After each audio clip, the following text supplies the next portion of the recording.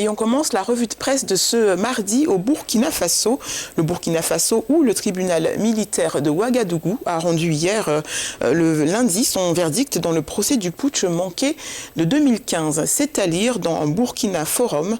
Le général Gilbert Diendéré, ex-bras droit de l'ancien président Blaise Compaoré, reconnu coupable entre autres d'attentats à la sûreté de l'État, est condamné à 20 ans de prison ferme.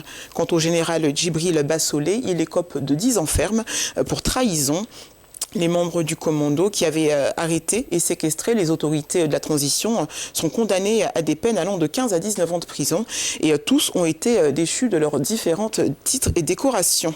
Un verdict salué par les associations de personnes blessées et les parents de victimes, car selon eux, la tenue et la fin de ce procès sont déjà une victoire pour le peuple burkinabé. On passe maintenant au Tchad, où éleveurs et agriculteurs sont parvenus à un accord de réconciliation, nous explique ce matin Al-Ouida Info. Les deux communautés se sont demandé pardon après le conflit qui a fait 11 morts, 8 morts du côté des agriculteurs et 3 du côté des éleveurs, ainsi que des blessés de part et d'autre. À l'origine de la dispute entre les deux parties, la dévastation d'un champ d'un agriculteur par les bœufs et d'un éleveur et de son fils. Al-Ouida Info précise que ce procès verbal de réconciliation n'empêchera pas aux enquêtes de se poursuivre afin de situer les responsabilités. Le gouverneur de la région a pour sa part appelé la population à cultiver la paix afin d'éviter à l'avenir ce genre de conflit, citant au passage le cas du Sila et du Wadaï où les conflits ont obligé les autorités à instaurer l'état d'urgence.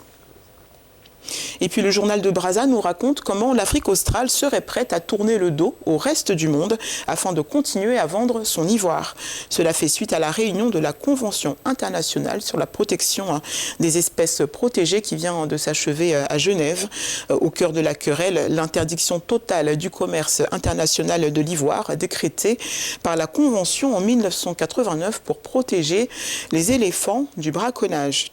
À plusieurs reprises, les pays de la SADC, la communauté de développement d'Afrique australe, qui accueille l'essentiel des pachydermes de la planète, ont déposé des motions visant à lever l'embargo pour, disent-ils, financer la protection de ces éléphants. Mais ils se sont heurtés à chaque fois à un refus catégorique des 180 pays présents. Résultat, eh bien, ils envisagent tout simplement de quitter la Convention. Il est temps de nous interroger sur les bénéfices que nous retirons de notre appartenance à cette Convention, a menacé le ministre tanzanien de l'Environnement. Le trafic d'ivoire très prisé de la médecine asiatique provoque chaque année la mort de 40 000 pachydermes pour l'essentiel africain. Ces 10 dernières années, leur population mondiale s'est encore rétrécie de 110 000 pour tomber à 415 000 spécimens.